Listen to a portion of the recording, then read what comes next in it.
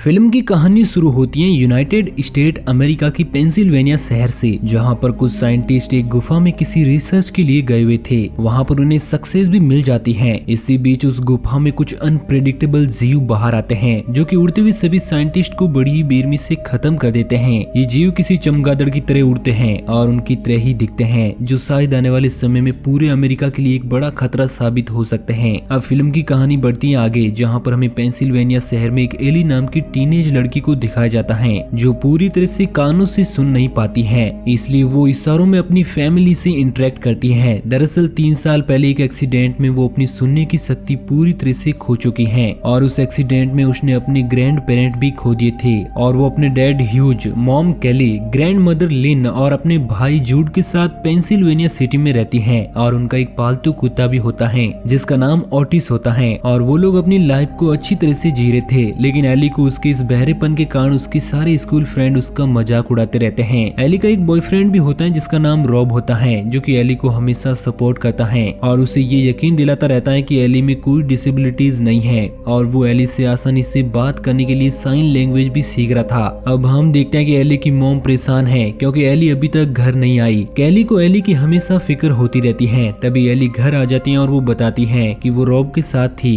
इस कारण वो लेट हो गई। कैली उससे पूछती है कि रॉब क्या तुम्हारा बॉयफ्रेंड है? तो एली सीधा जवाब देती है कि वो सिर्फ उसका एक अच्छा दोस्त है और इससे ज्यादा और कुछ नहीं। लेकिन कहीं ना कहीं एली के दिल में रॉब के लिए थोड़ा सा प्यार तो होता है, जो कि वो अपनी फैमिली से ये बातें शेयर नहीं करना चाहती है। उसी रात जब एली रॉब से चैटिंग कर रही होती है, तब वहाँ पर एली के फादर ह्यूज आते हैं और वो एली के आज के दिन के बारे में पूछते हैं। उन्हें लगता है कि हमेशा की तरह उसके दोस्तों ने उसे परेशान किया होगा और वो एली से कहते हैं कि वो उससे हर एक बात शेयर कर सकती है। ह्यूज उससे रॉब के बारे में भी पूछता है, लेकिन एली बताती है कि अगर ऐसी कोई बात रहेगी तो वो सबसे पहले अपने डैड को ही बताएगी। अब सभी लोग सोने चले जाते हैं, लेकिन रात के समय ह्यूज एली को उठाता है और उसे हॉल में ले जाता है जहाँ पर सभी लोग न्यूज देख रहे थे। वहाँ पर उन्हें पता चलता है कि पेंसिल्वेनिया, न्यूयॉर्क और कुछ अन्य शहर पर एक अनचाही खतरे ने दस्तक दे दी है, जिन्हें वेस्प नाम दिया गया है, जिस कारण शहर के हालात बहुत ज्यादा खराब हैं और लोगों को सरकार की तरफ से घर में ही रहने के इंस्ट्रक्शन दिए जा रहे हैं और बताया जा रहा है कि शहर पर चमगादड़ जैसे दिखने वाले कुछ जीव ने अटैक कर दिया है और गवर्नमेंट लोगों को घर में ही साइलेंटली रहने को कह रही है और वो जीव शहर में लोगों को निशाना बना रहे हैं और उन्हें बहुत ही ब्रूटली तरीके से मार रहे हैं। ये देखकर एली और उसका परिवार पूरी तरह डर जाता है। एली बताते हैं कि अगर हमें इस खतरे से बचना है तो हमें शहर के बाहर जाना पड़ेगा, क्योंकि हमारा ये शहर बहुत नॉइजी है और इस तरह तो हम सरवाइव नहीं कर पाएंगे, क्योंकि वो जीव शोर सुनकर लोगों की तरफ अट्रैक्ट होते रहते हैं।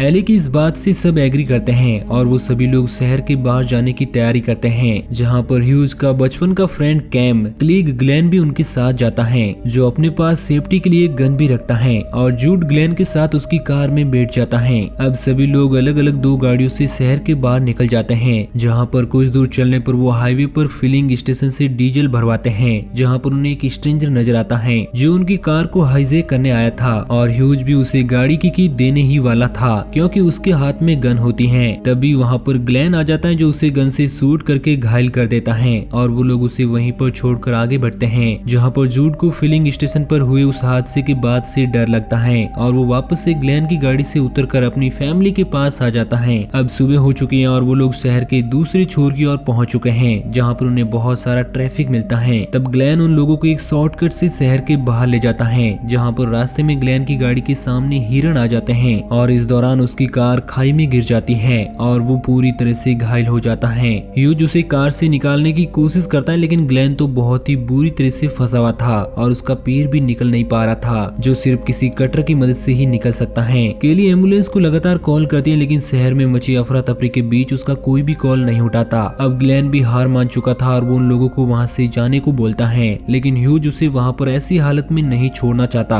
ग्लेन ह्यूज से उसकी गन मांगता है जो कि कार में ही रखी हुई थी। अब ग्लेन ह्यूज को गन दिखाकर वहाँ से जाने को बोलता है और ग्लेन के फोर्स करने पर ह्यूज मान जाता है और किसी भी तरह कटर लेकर वापस लौटने का वादा करके वहाँ से वापस अपनी कार में चला जाता है, जहाँ पर ओटिस को उन जीवों के आने का आभास होता है और वो जोर जोर से भौंकने लगता है, जिससे वो सारे वेस्प उस कार को चारों ओर से घेर लेते हैं और कार में घुसने की कोशिश करते हैं। ये सब देखकर ग्लेन अपनी गन के साउंड से उन जीवों का ध्यान अपनी ओर खींचता है और वो सारे जीव उसके पास चले जाते हैं, जहाँ पर वो ग्लेन को खत्म कर देते हैं। इसी बीच ह्यूज अपनी फैमिली को बचाने के लिए ना चाहते चाहते हुए भी ओटिस को कार से बाहर कर देता है। ये देखकर एली रोने लगती है। अब वो लोग वहाँ से बिना कुछ आवाज किए वहाँ से चले जाते हैं। जैसा कि हम जानते हैं कि एली का सारा परिवार साइन लैंग्वेज जानता था। यही कारण था कि वो लोग बिना आवाज किए एक दूसरे से इंटरेक्ट करते हैं और वो लोग आगे बढ़ते हैं। जहाँ पर जंगलों में आने पर वो अपनी कार को एक जगह पर छोड़कर पैदल ही आगे बढ़ते हैं। वहाँ पर उन्हें एक घर दिखाई देता है तो वो उसी घर में रहने का सोचते हैं और आगे बढ़ते हैं। जहाँ पर उन्हें एक बूढ़ी औरत मिलती है जिसे अंदाजा तक नहीं था कि शहर में क्या चल रहा है, और वो एली के परिवार को वहाँ से भागने के लिए जोर से चिल्लाती है, जिससे वो सारे वेस्प वहाँ पर आ जाते हैं और उस बूढ़ी औरत को नोच नोच कर खत्म कर देते हैं। लेकिन अब वो घर पूरी तरह से खाली था और ह्यूज उस घर में जाने का रास्ता खोजता है क्योंकि उस घर के चारों ओर फेंस थी, तो इस कारण उसे कोई रास्ता नजर नहीं आता। तभी उसे एक पाइप नजर आता है और वो सभी को वहीं पर छोड़कर अकेला ही घर के अंदर चेक करने जाता है कि घर में कोई है तो नहीं। तब वो देखता है कि घर में कोई नहीं है और वो उन सभी लोगों को भी घर के पास आने का इशारा करता है और सभी लोग उसी पाइप से आगे बढ़ते हैं। जहाँ पर पाइप में जूड को एक पाइथन स्नेक नजर आता है, लेकिन वो किसी तरह अपने आप को चिल्लाने से रोक लेता है। लेकिन वेस्प उस सांप की हिसिंग साउंड सुनकर वहाँ पर आ जाते हैं और उस सांप को खा जाते हैं। ये सब देखकर केली डर जाती है और वो चिल्लाने लगती है। इस कारण एक वेस्प उस पर अटैक कर देता है और उसका पैर पकड़ लेता है।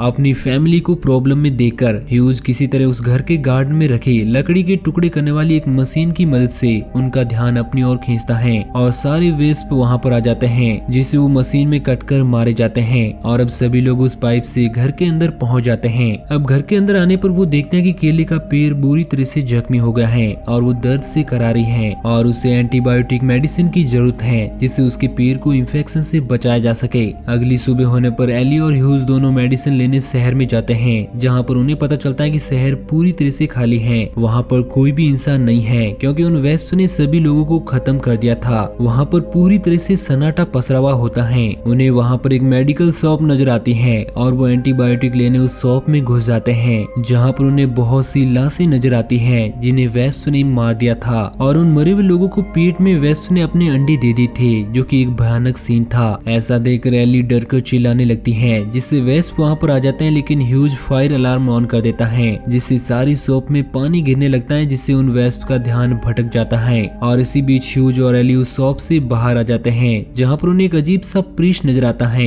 जो एली को अपने ग्रुप में शामिल करना चाहता है। वो प्रीस्ट भी एली की तरह बोल नहीं सकता था, उसकी जबान कटी हुई थी। लेकिन ह्यूज उस प्रीस्ट से मना कर वहाँ से वापस घर पहुँच जाता है और केली को मेडिसिन देता है, जिससे उसको थोड़ा सुकून मिलता है और उसका घाव भी अब ठीक था। रात में एली अपने लैपटॉप पर रॉब से चैटिंग करती है और उसे पता चलता है कि रॉब भी इसी मुश्किल दूर से गुजर रहा है और उसके पेरेंट्स भी वेस्प द्वारा मारे गए हैं। लेकिन किसी तरह रॉब अपने आप को सरवाइव कर लेता है। वो एली को बताता है कि वो नॉर्थ में किसी जगह पर है, जहाँ पर गवर्नमेंट द्वारा उन्हें एक कैंप में रखा गया है और वो पूरी तरह से सेफ है। और वो बताता है कि वेस्प ठंडी जगह पर नहीं आ सकते। तभी एली भी इंटरनेट पर वेस्प के बारे में जानकारी जुटाती है और ह्यूज को बताती है कि हम भी अगर किसी ठंडी जगह पर जाए तो हम भी इस सिचुएशन में सरवाइव कर पाएंगे और अपनी जान बचा पाएंगे। तभी वहाँ पर वही अजीब प्रीस्ट आ जाता है जो इस बार अपने पूरे ग्रुप के साथ आया था और वो एली को फिर से अपने ग्रुप में शामिल होने को कहता है। इस दौरान हमें पता चलता है कि वो अपना एक किंगडम बनाना चाहता है जिसमें वो एक किंग की तरह रहेगा और एली एक क्वीन की तरह। लेकिन ह्यूज उसे गुस्से में मना कर देता है, लेकिन वो लोग नहीं मानते तो ह्यूज घर के अंदर से गन लेकर आता है और प्रीस्ट और उसके लोगों को वहाँ से जाने को बोलता है। तब वो ह्यूज को गुस्से में देखकर वहाँ से चले जाते हैं। उसी रात हम देखते हैं कि एक स्ट्रेंज छोटी सी बच्ची दरवाजे पर खड़ी हुई है जो कि एली की तरह ही बोल नहीं पाती है, जिसे अकेला और हेल्पलेस देखकर ह्यूज उसे घर के अंदर ले जाता है। लेकिन उसे पता चलता है कि वो उसी प्रीस्ट के ग्रुप का हिस्सा थी जिसे प्रीस्ट ने ही वहाँ पर भेजा था और उसके कमर में बहुत सारे मोबाइल थे जो कुछ देर बाद एक साथ रिंग करते हैं, जिससे शोर होने लगता है। लेकिन ह्यूज उन मोबाइल को पानी में डालकर बंद कर देता है। प्रीस्ट को लगता है कि वो वेस्ट सभी लोगों को मार देंगे और वो एली को वहाँ से अपने साथ ले जाएगा। और इसी दौरान उस प्रीस्ट के लोग एली को किडनैप करने की कोशिश करते हैं, लेकिन एली की नानी लिन उन्हें ऐसा करने से रोकती है और उन्हें पकड़ने का प्रयास करती है और जोर से शोर मचाती है, जिससे वहाँ पर वेस्प आ जाते हैं, जिससे उस प्रीस्ट के सारे ग्रुप के लोगों के साथ साथ लिन को भी मार देते हैं। उसे देखकर एली और उसके परिवार को बहुत तकलीफ होती है और ह्यूज और उसकी फैमिली अब उस घर को छोड़कर नॉर्थ की तरफ बढ़ने लगते हैं, जिससे कि वो प्रीस्ट के लोगों के साथ साथ उन वेस्प से अपनी जान बचा सके, क्योंकि अब उनकी फैमिली के एक मेंबर की मौत हो चुकी है और केली भी घायल है। जहाँ पर कुछ दूर चलने पर उन्हें रास्ते में प्रीस्ट और उसके ग्रुप के कुछ मेंबर मिलते हैं, जिन्हें एली और उसकी सारी फैमिली अपनी पूरी पावर लगाकर और एकजुट होकर मार देती देती है और इसी बीच ह्यूज भी उस प्रीस्ट को भी खत्म कर देता है और वो पूरा परिवार अब चैन की सांस लेता है और वो सभी लोग नॉर्थ की तरफ बढ़ते हैं जहाँ पर उन वेस्ट का असर ज्यादा नहीं था और कुछ देर चलने पर वो उस रिफ्यूजी कैंप पर पहुंच जाते हैं जहाँ पर रॉब पहले से ही था। वहाँ पर गवर्नमेंट द्वारा लोगों को केयर किया जा रहा था और ज्यादा ठंड होने के कारण उन वेस्ट की पावर भी कम हो रही थी। मूवी के लास्ट सीन में हम देखते हैं कि एली अब रॉब के साथ मिलकर उन वेस्ट को एरो से मार रही है और एली भी अब मजबूत हो चुकी है और वो हर सिचुएशन को संभाल सकती है। फिर हम देखते हैं कि एली की पूरी फैमिली अब उन वेस्ट और उस प्रीस्ट के खतरे को हरा चुकी है और अपनी लाइफ को फिर से स्टार्ट करते हैं और इसी के साथ ये मूवी यहीं पर एंड हो जाती है। तो दोस्तों आपको ये कहानी कैसी लगी नीचे कमेंट करके जरूर बताना और इसी तरह की कहानियों की डेली डोज के लिए हमारे चैनल को सब्सक्राइब जरूर करना।